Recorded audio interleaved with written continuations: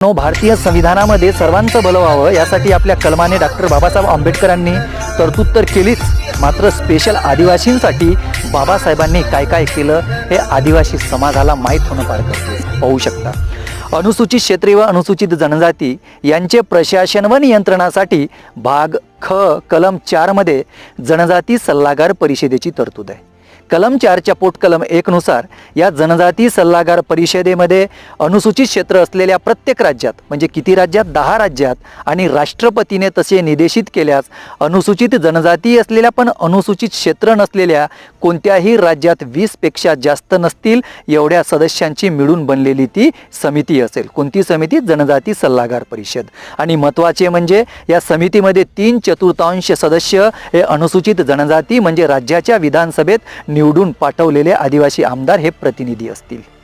कलम 4 पोटकलम 2 नुसार जनजाती सल्लागार परिषद अनुसूचित जनजातीचे कल्याण आणि त्यांची उन्नतीसाठी ते कटिबद्ध असतील आणि याच्यासाठी राज्यपालाला सूचना किंवा सल्ला देणे हे जनजाती सल्लागार परिषदेच्या सदस्यांचं कर्तव्य असेल. मात्र घडतं काय? आपण आरक्षित जागेत ज्या आदिवासी आमदारांना विधानसभेत निवडून पाठवतो ते आदिवासी आमदार निवडून गेल्यावर पक्षाचंच गुणगान गातात. एखाद्या आदिवासी बहिणीवर, भावावर आणि समाजावर जर अत्याचार, अन्याय झालं, न्याय मागण्यासाठी समाज रस्त्यावर उतरलं तर हे आपलेच आमदार मुंग गिळून चूप बसतात. त्यावेळी आपले हे आमदार चूप बसून होत असलेला तमाशा पाहतात, जसं काय यांना काही लेणं देणंच नाही. बाबासाहेबांनी ज्या दूरदृष्टीने या तरतुदी करून ठेवल्या ते कशासाठी हे समजून घेतलं ना, तर बाबासाहेबांनी आपल्या कलमाद्वारे दिलेल्या या अधिकाराचा वापर करून आपण निवडून पाठवलेले आदिवासी आमदार आपापल्या राज्यात आदिवासी बांधवांचा विकास, उन्नती करू शकतात. आदिवासी आश्रमशाळेतल्या शिक्षणामध्ये सुद्धा आमूलाग्र बदल घडवून आदिवासी मुलांचं भवितव्य उज्ज्वल करू शकतात, मनात घेतलं तर. ही कुणाची कृपा आहे? बाबासाहेबांची. मात्र अजूनही आपण बाबासाहेबांना समजून घेतलं नाही. कलम 4च्या पोटकलम 3 नुसार राज्यपालाला जास्त अधिकार असल्याचे आपल्या लक्षात येईल. कलम 5 अनुसूचित क्षेत्रांना लागू असणारा कायदा. अनुसूचित क्षेत्रात कोणता कायदा लागू असणार आहे याच्यासाठी बाबासाहेबांनी काय तरतूद करून ठेवलं, आदिवासींसाठी काय काय केलं तर पहा. कलम 5च्या पोटकलम 2च्या खंड क नुसार अनुसूचित क्षेत्रातल्या आदिवासी बांधवांकडून किंवा त्यांच्यामध्ये आपसात जमिनीचे देवाणघेवाण होत असेल, ज्याला आपण हस्तांतरण म्हणतो, याला मनाई करता येईल किंवा त्यावर निर्बंध घालता येईल.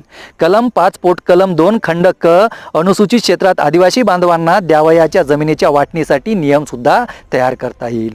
कलम 5 पोटकलम 2 खंड ग अनुसूचित क्षेत्रामध्ये आदिवासी बांधवांना जे सावकार पैसे कर्जाऊ देतात अशा सावकारांना धंदा चालविण्याबाबत नियम तयार करता येईल. या समध्या हक्क अधिकाराचा वापर पेसा ग्रामपंचायतीमध्ये ग्रामसभा करू शकेल एवढी मोठी ताकद बाबासाहेबांनी आपल्या लेखणीतून संविधानात तरतूद करून अनुसूचित क्षेत्रातल्या ग्रामसभेला निर्णय घेण्याचा अधिकार दिला, ज्याला आपण स्वयंशासनाचा अधिकार म्हणतो. कायद्यानुसार अनुसूचित क्षेत्रातल्या ग्रामसभेच्या मंजुरीशिवाय त्या क्षेत्रातलं दगड पण उचलू शकत नाही. आणि दुसरीकडे मात्र या अधिकारांचं उल्लंघन स्वतः सरकारेच करू लागली. ग्रामसभेला विचारात न घेता औद्योगिकीकरणासाठी बळजबरीने आदिवासींची जमिनी विकासाच्या नावाखाली उद्योजकांच्या घशात घालत आहे. तिथनं त्यांना घरदार सोडून विस्थापित व्हावं लागत आहे.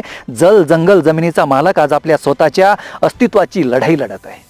एवढंच काय, अनुसूचित क्षेत्रामध्ये शांतता राहावी, कायदा सुव्यवस्था टिकून राहावी यासाठी त्या क्षेत्रात राज्यपाल संसदेचा किंवा राज्य विधानमंडळाचा कोणताही विद्यमान कायदा हे आदिवासी हिताच्या विरोधात असेल, विरुद्ध असेल तर असला कायदा रद्द किंवा त्याच्यामध्ये दुरुस्ती करण्याचा अधिकार कलम 5 पोटकलम 3 नुसार माननीय राज्यपालांना आहे. मात्र राज्यपालांना सुद्धा आदिवासी हिताचे कायदे बनवत असताना त्या राज्यातल्या जनजाती सल्लागार परिषदेला विचारात घेतल्याशिवाय कोणत्याही कायद्यात, कोणत्याही विधेयकात दुरुस्ती किंवा बदल करता येत नाही, कलम 5च्या पोटकलम 5 नुसार. मात्र याच्यासाठी त्या जनजाती सल्लागार परिषदेमध्ये मनाने, हृदयाने आदिवासी हक्क अधिकाराची जाणीव ठेवून समाजासाठी लढणाऱ्या लढवय्या आमदाराची खरी गरज आहे. ही ताकद पण आपल्या कलमातून बाबासाहेबांनी आदिवासी बांधवांना दिलं, आदिवासी लोकप्रतिनिधींना दिलं.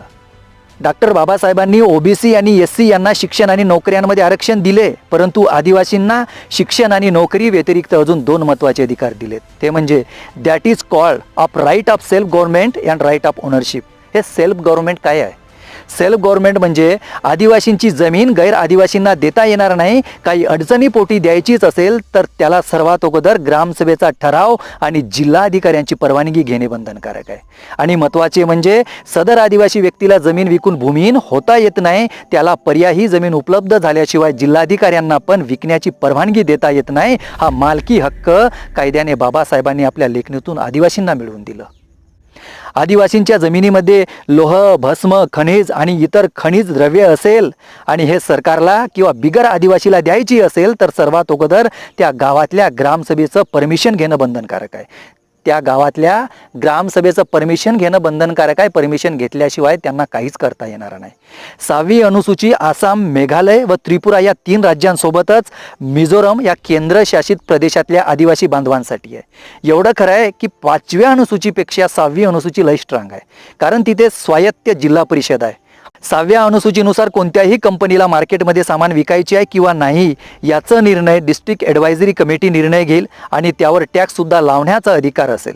तसेच युरेनियम, प्लेटोनियम, आर्यन, बॉक्साईट, टंगस्टन यांना सोडून इतर खनिज द्रव्यावर आदिवासींचेच अधिकार राहील, हे बाबासाहेबांनी संविधानात नमूद करून ठेवलं. शेड्यूल्ड कास्ट अथवा इतर कोणत्याही जातीसाठी बजेटमध्ये पैसा रिझर्व्ह ठेवला जात नाही, मात्र आदिवासींना पैसा रिझर्व्ह ठेवली गेली पाहिजे याच्यासाठी भारतीय राज्यघटनेच्या अनुच्छेद 275 मध्ये बाबासाहेबांनी आदिवासींसाठी तरतूद करून ठेवली. सन 1957 भारत सरकारने मान्य केलं की आदिवासी हे भारतातले मूळ निवासी आहे आणि आम्ही त्यांना निवासी मानतो. जे आदिवासींचे अधिकार आहेत ते अधिकार आम्ही त्यांना देण्यास तयार आहोत.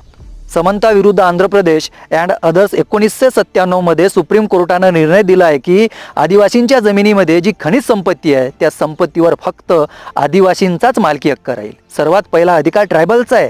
त्याच्यामुळे आदिवासींची जमीन गैर आदिवासींना विकल्या जाऊ नये याचा जो नफा आहे ते आदिवासींनाच मिळायला पाहिजे, जे 1997 सुप्रीम कोर्टानं स्पष्ट केलं. भारतीय संविधानाच्या अनुच्छेद 330 नुसार अनुसूचित जातीसाठी 77 सीट आणि आदिवासींसाठी 42 सीट लोकसभेत रिझर्व्ह आहेत. आणि अनुच्छेद 332 नुसार अनुसूचित जातीसाठी 600 सीट आणि आदिवासींसाठी 400 ते 450 सीट राज्याच्या विधानसभेत रिझर्व्ह आहेत. एवढं मोठं योगदान डॉक्टर बाबासाहेब आंबेडकरांचं आहे. हे सर्व करत असताना बाबासाहेबांना लय कष्ट सहन करावं लागलं आणि हे सर्व काही करत असताना संविधान सभेत जयपाल सिंह मुंडा यांनी बाबासाहेबांना फार मोठी मदत केली. तेव्हा बाबासाहेबांसोबतच जयपाल सिंह मुंडांचं सुद्धा योगदान विसरता येणार नाही.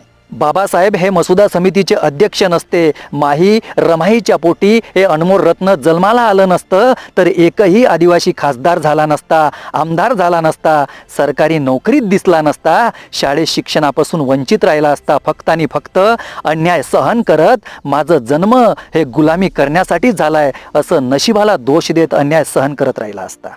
बाबासाहेबांनी आदिवासी बांधवांसाठी काय केलं? आत्तापर्यंत व्हिडिओच्या माध्यमातून जे काय सांगितलो ते समद बाबासाहेबांनी आदिवासींसाठी भारतीय संविधानामध्ये तरतूद करून ठेवलं. शेवट पण बाबासाहेबांच्याच मनीने करतो. बाबासाहेब म्हणायचे की हजारो वर्षे शेळी आणि मेंढीप्रमाणे जगण्यापेक्षा 4 दिवस वाघाप्रमाणे जगा. कारण शेळी आणि मेंढीचा बळी कोणीही देतो, मात्र वाघाचा बळी सहसा कोणीच देत नाही. तेव्हा हजारो वर्षे शेळी मेंढीप्रमाणे जगण्यापेक्षा 2च दिवस जगा, मात्र वाघासारखं जगा.